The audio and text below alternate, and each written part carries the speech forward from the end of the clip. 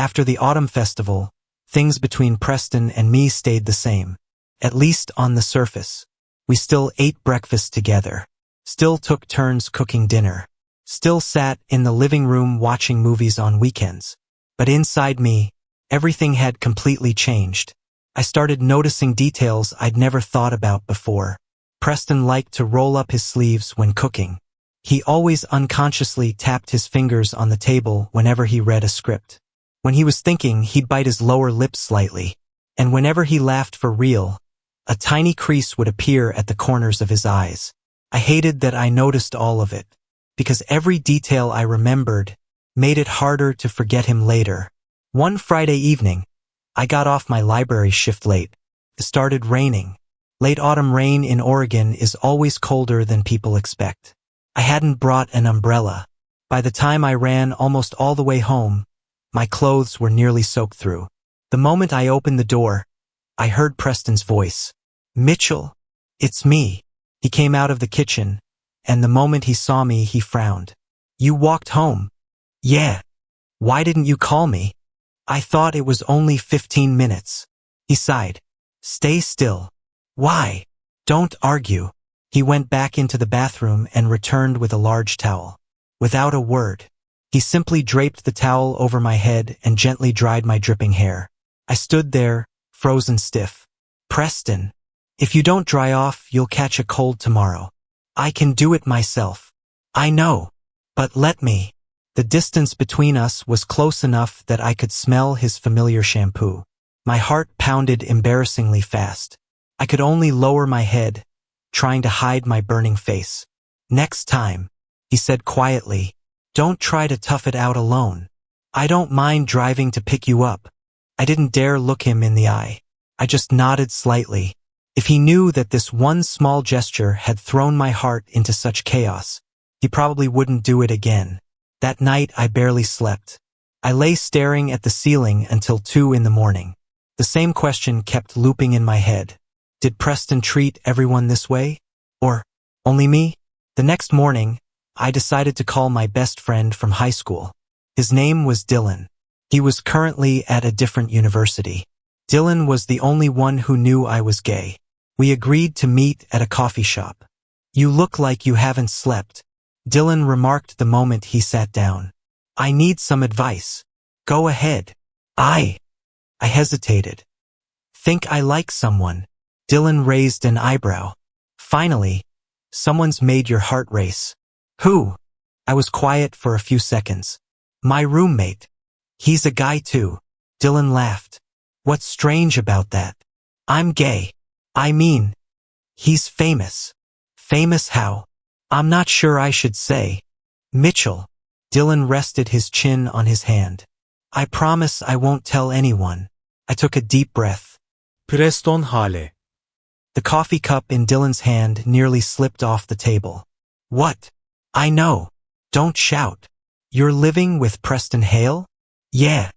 Dylan looked at me like I just confessed to living on the moon. After almost a full minute, he finally composed himself. "Okay. Set that aside. You like him?" "Yeah." "Does he know you're gay?" I shook my head. No. "Does he like guys?" "I don't know that either." "Has he done anything that makes you think he has feelings for you?"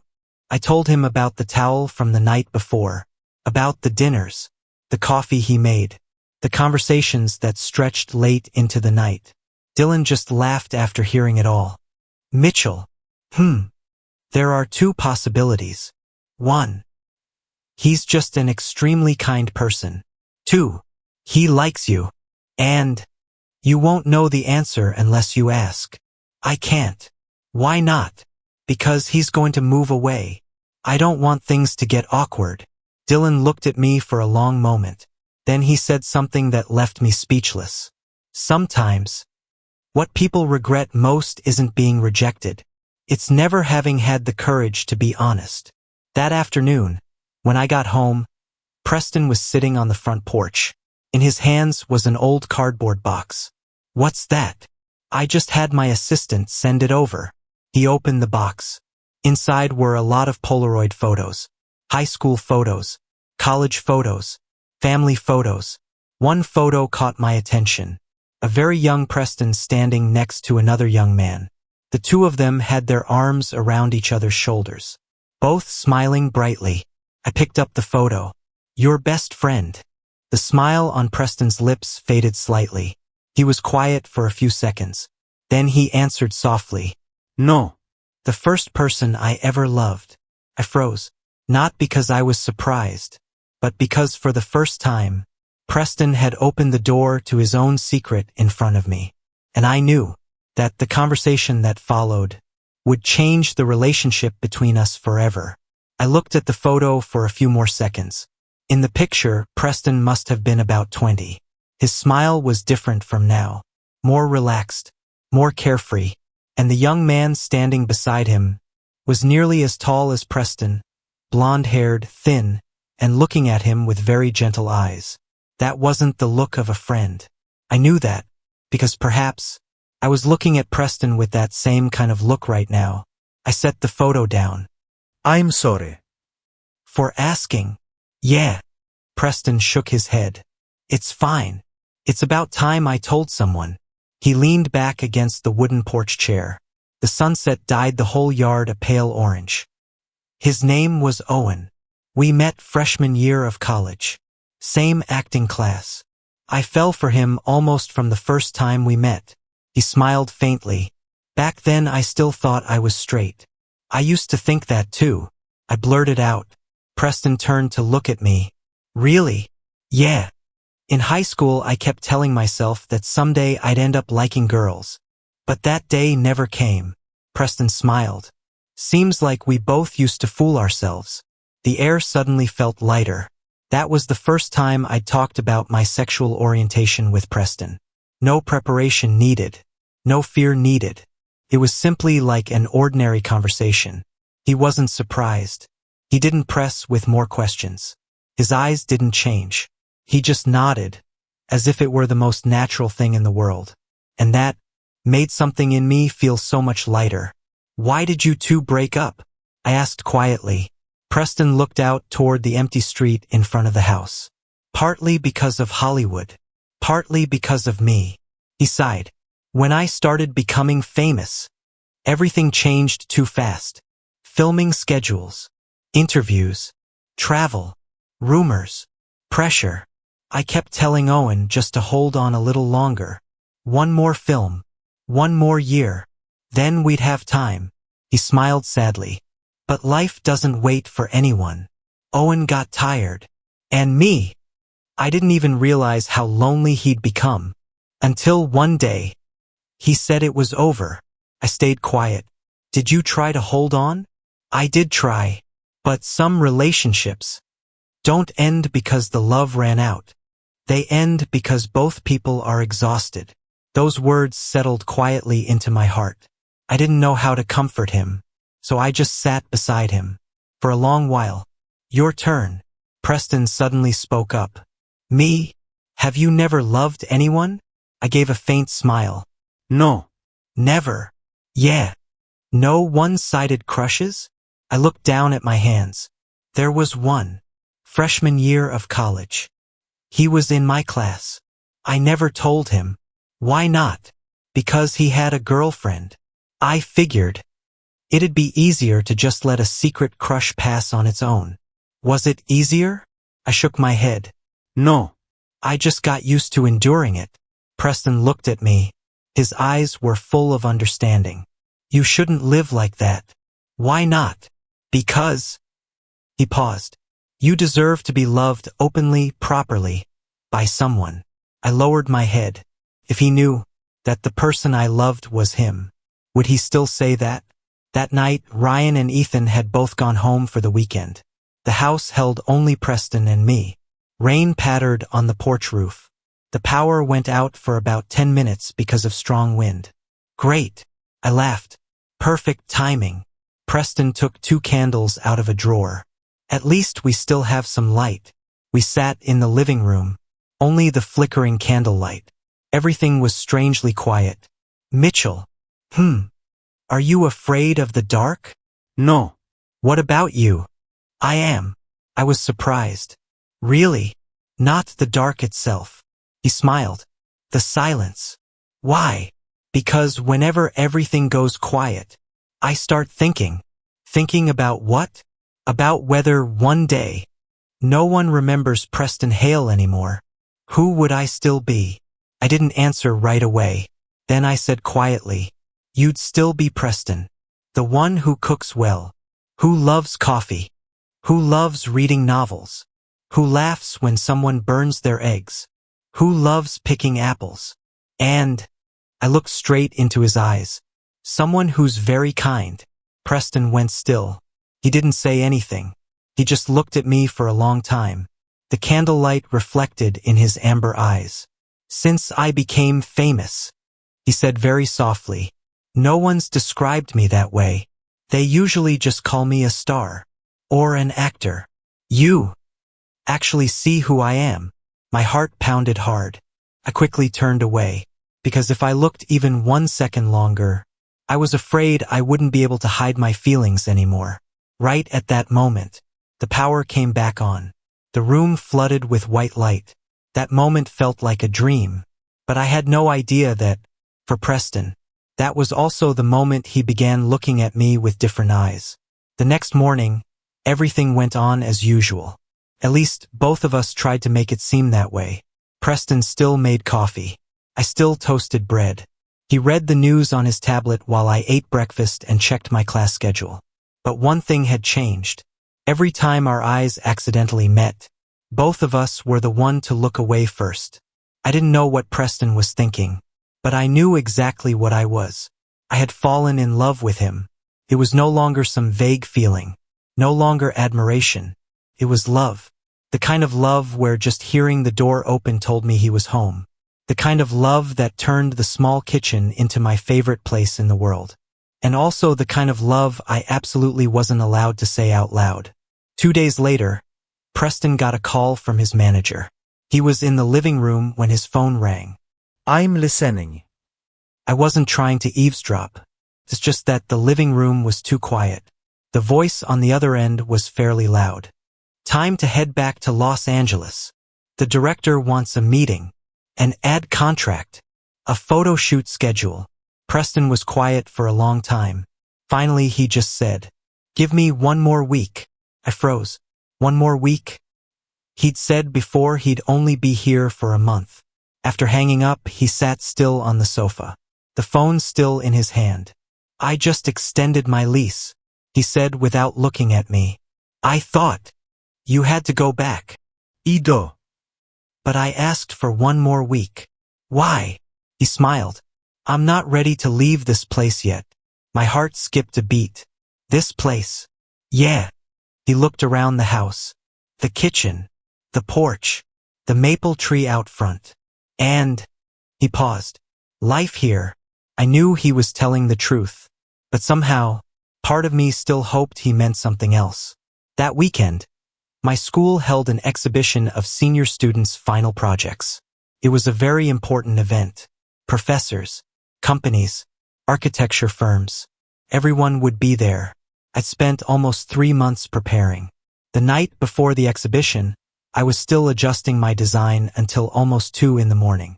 When I looked up, I was startled to see Preston standing in my doorway. Did I scare you? A little. Why are you still up? I have to finish this. He stepped in. On my desk was a wooden model of a community library. Preston leaned down and studied it for a long time. You made all of this? Yeah. Every detail? Yeah. He gently touched the roof of the model with a finger. Beautiful. Just 1 word. But it made me happier than any praise from my professor. I'll come watch. What? The exhibition. You can't. Why not? You'll get recognized. I'll disguise myself. No. I don't want you to. Why not? I looked at him. If everyone ends up focused on you because of me, then my project won't mean anything anymore. Preston went quiet. Then he nodded. You're right. He turned to leave. But before closing the door, he said softly, then I'll be waiting for you when you get back. The exhibition went better than I'd expected. My professor praised the project highly. An architecture firm even asked for my resume on the spot. I should have been thrilled. But the first thing I thought of as I left campus was, I want to tell Preston. I practically ran home. The moment I opened the door, I smelled beef stew. Preston, I'm here. He stepped out of the kitchen, still wearing the blue apron I'd bought at the supermarket. Why are you home early? I have good news. So do I. We both spoke at the same time, then both burst out laughing. You first, Preston offered. A firm invited me to interview. That's wonderful. He stepped forward and put an arm around my shoulders. Congratulations. The hug only lasted a few seconds, but it was enough for me to feel the warmth of his body. Enough that I had to fight not to hug him back. Your turn, I said. Preston smiled. I turned down a film. Why? I want to take a few months off. I'm tired. I want to slow down. I want to. He looked straight into my eyes. Know what I actually want. For some reason, that look gave me the feeling that the answer he was searching for had something to do with me, but I didn't dare believe it, because hope can sometimes be more frightening than disappointment. 3 days after the exhibition, I got an email from the architecture firm. We are delighted to invite you to the final round of interviews. I read it over 3 times. It was the company I dreamed of working for since freshman year, headquartered in Portland, nearly a 3-hour drive from my college town. If I got the job, it meant that after graduation I'd have to move away. That night, I sat on the porch holding my phone for a long time. For some reason, I didn't want to tell Preston right away. Not because I wasn't happy, but because, for the first time, I realized that my future and his were heading in 2 different directions. One of us would go back to Hollywood. One of us would start a life as a young architect. Maybe we were just 2 lines that happened to cross for 1 short month. Mitchell, Preston's voice pulled me out of my thoughts. He brought out 2 mugs of hot chocolate. I'm guessing you're thinking about something serious. How can you tell? You always look down at your shoes when you're worried. I do that. You do. Ever since the day we met. I took the mug. The warmth spread into my palms. I got called for an interview. Preston's eyes immediately lit up. Really? Yeah. Isn't that great news? It is. But I'd have to move to Portland if I get it. He nodded very slowly. I understand. The air suddenly grew heavy. For the first time in weeks, neither of us knew what to say. The next morning, Preston invited me to go for a run. Me? Yeah. I hate running. I know. Then why ask? Because you need to get out of your own head. I laughed. That was such a Preston thing to say. We ran along the road by the lake. After about 10 minutes, I was already out of breath. I give up. I'm just getting warmed up. You're an action movie star. I'm an architecture student. That's not fair. Preston laughed, then slowed down to walk beside me. Tell me honestly, what are you afraid of? I don't know. I think I'm afraid of growing up. He nodded. I used to be afraid too. When I got my first lead role, I knew life would never be the same again. But I took it anyway. Any regrets? He looked out at the lake. There are days I regret it a lot.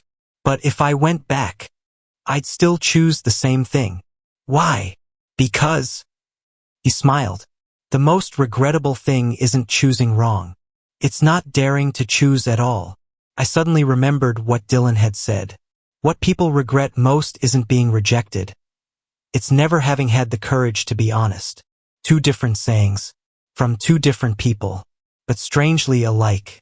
That afternoon, I got a call from my mom. She asked when I'd be coming home for Thanksgiving. I'll be there, I answered. Are you bringing a girlfriend home? I laughed. Mom, I'm just asking. I went quiet. Preston was sitting at the dining table and happened to overhear. He immediately looked down at his book, as if not wanting to make things awkward for me. After I hung up, I laughed weakly. My mom still hasn't given up. On the girlfriend thing? Yeah. Have you ever told your parents? Preston nodded slightly. When I was 23. How did they react? My mom cried. My dad stayed silent for almost a week. Then what? Then they both hugged me. From that point on, things gradually got better. I looked at him. I wish I were as brave as you. Preston set his book down. Mitchell, bravery isn't about not being afraid. It's still moving forward even while you're scared. You don't need to rush. But don't hide forever either. I nodded. For the first time, I genuinely thought about the day I'd tell my family the truth. Not today, but maybe it wouldn't be too far off anymore. That night, I woke up thirsty. The clock read 2:13. Walking past the living room, I saw the light was still on. Preston was sitting alone on the sofa. His laptop was open in front of him. The screen showed dozens of emails. Did I wake you? I asked. He startled and turned around. No. You're not asleep yet? Not yet. Why not? He was quiet for a few seconds.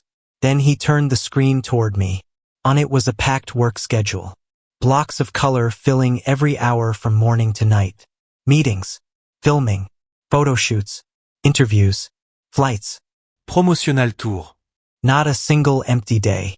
All of this is my schedule starting next month, he said. I have to go back. I looked at the schedule, then at him. Suddenly, I understood. The clock was counting down. It was no longer a vague feeling. It was the truth. The day Preston would leave this house was getting very close, and my heart still hadn't found a way to let him go.